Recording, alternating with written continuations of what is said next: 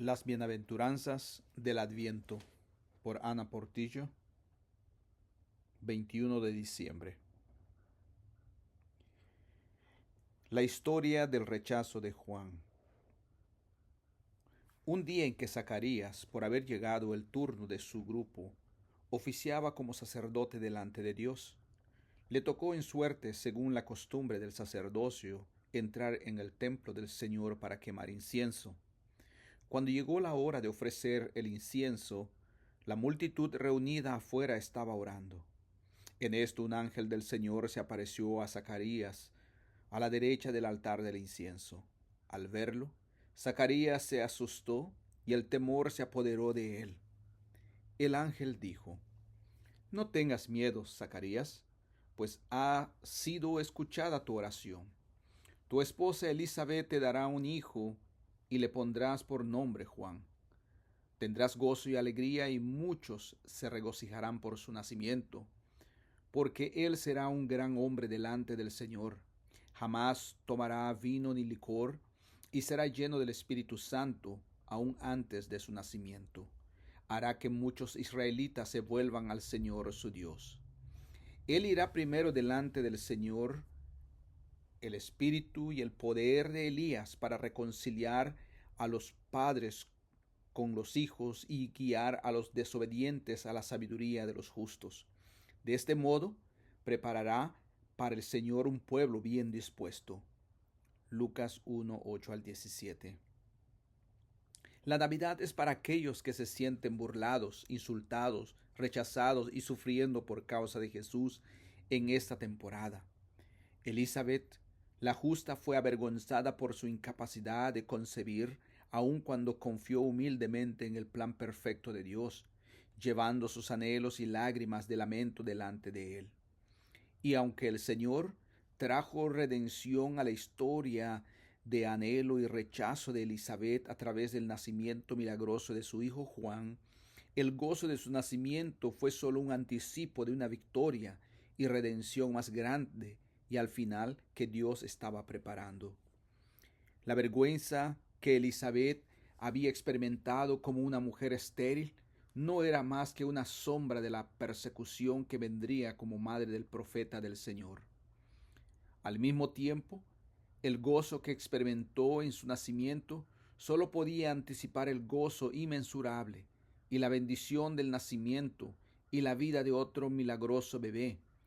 A lo largo de su vida, aunque el sufrimiento estaba lejos de terminar, Elizabeth pudo mirar atrás a la bendición de la noticia del nacimiento de Juan y confiar en la fidelidad continua de Dios. Dichosos los perseguidos por causa de la justicia, como expresa la bienaventuranza del Evangelio de Mateo, porque el reino de los cielos les pertenece. Mateo 5:10. Mientras Elizabeth se regocijaba de que el Señor hubiera escuchado sus oraciones e intervenido en su vientre, ella y Zacarías se regocijaban y se maravillaban aún más de lo que el Señor los hubiera elegido en su plan y tiempos perfectos para ser los padres de un niño tan único. Incluso antes de su nacimiento, el ángel Gabriel habría prometido a Zacarías que su hijo sería apartado, con la tarea de hacer que muchos israelitas se vuelvan al Señor su Dios. De este modo preparará para el Señor un pueblo bien dispuesto. Lucas 1:14 al 17.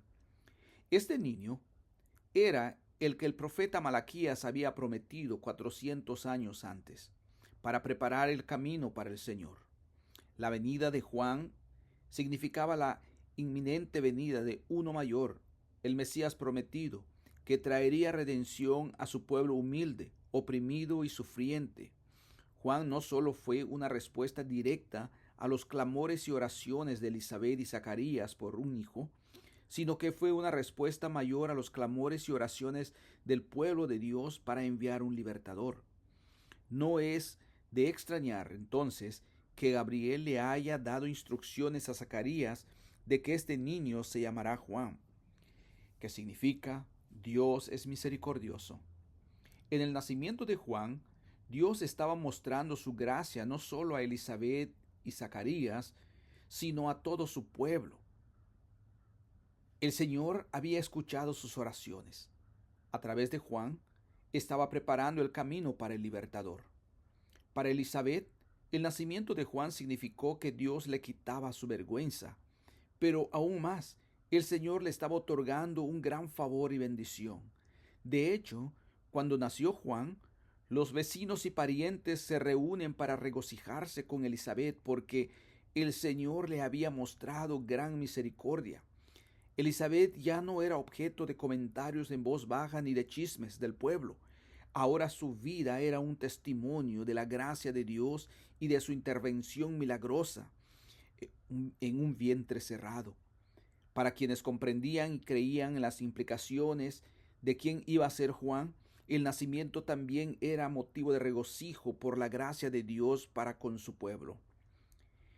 Y sin embargo, mientras celebran a su hijo y se regocijan por el increíble papel que el Señor le había asignado, Elizabeth y Zacarías también deben haber sabido que verían a Juan enfrentándose al sufrimiento como un siervo fiel del Señor.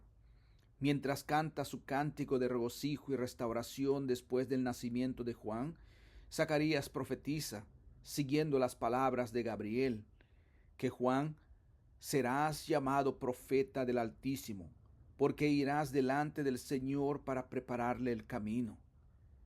Como bien sabía Zacarías e Elizabeth por las Escrituras, ser profeta del Señor era un llamado justo, pero también uno que significaba rechazo, burla, desprecio e incluso persecución. Seguramente como Juan vino para dar a conocer a su pueblo la salvación.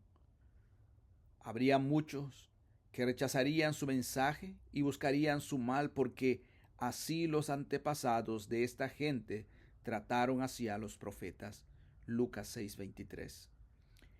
Como madre, Elizabeth debe haber considerado las historias de los profetas del Antiguo Testamento que fielmente habían llamado al pueblo de Dios al arrepentimiento y les habían advertido de la futilidad de sus caminos egoístas. Tal vez pensó en Elías, a quien el Señor sostuvo mediante cuervos en su hambre, pero que también tuvo que huir de la ira de la malvada esposa del rey Acab, Jezabel.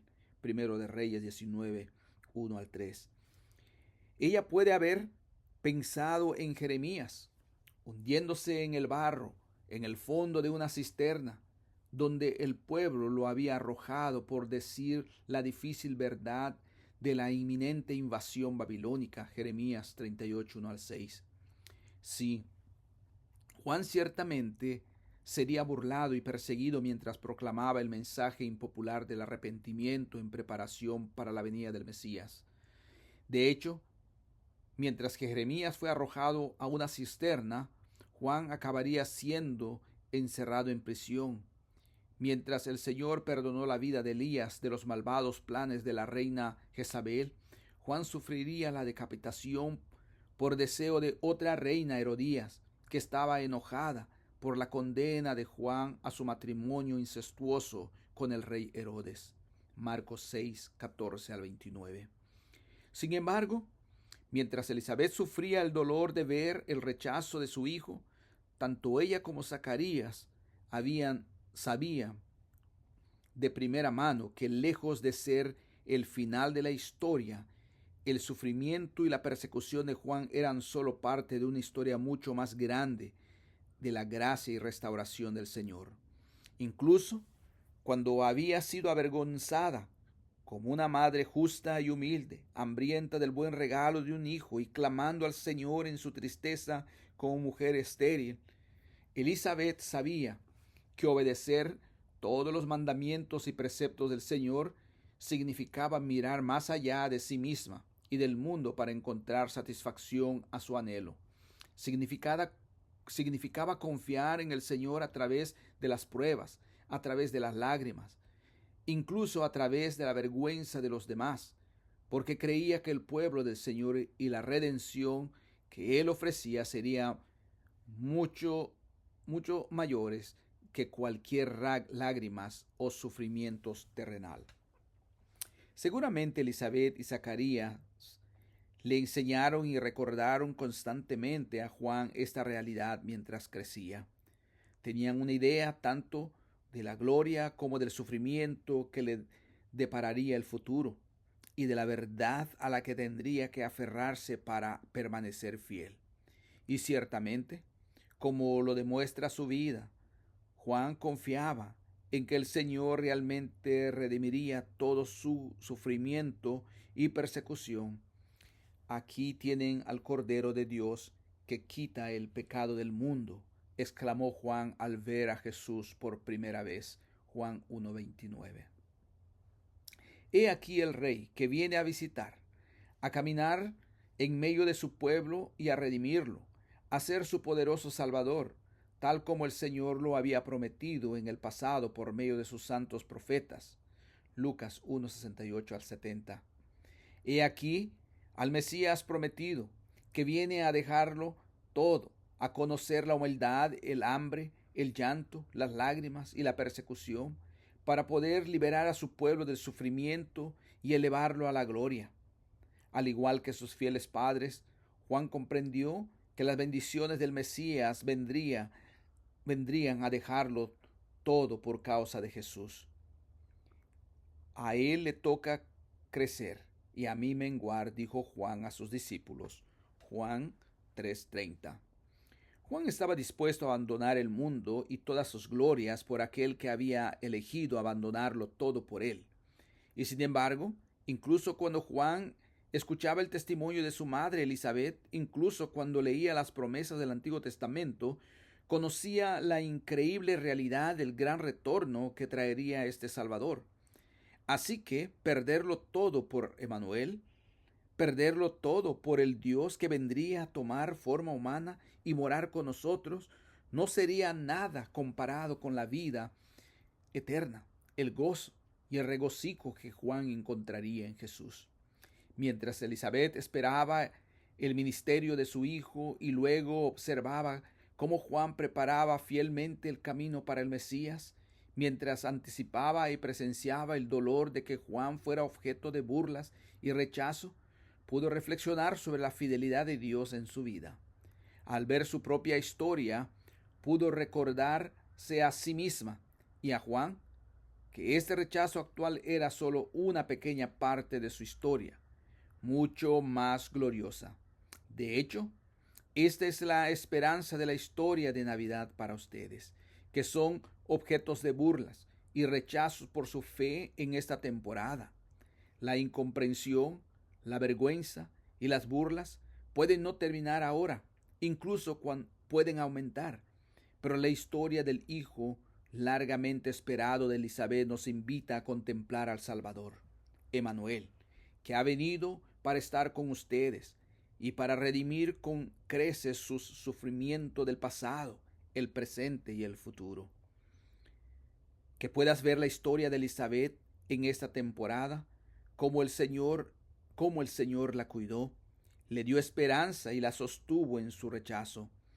Que puedas ver la historia de Juan, la valentía por Cristo frente al sufrimiento. Que su esperanza en el Mesías te llene de valor para seguir acercándote a Él con valentía, incluso en la medida en que significa rechazo, sabiendo que la tuya también es solo el comienzo de una historia mucho más gloriosa.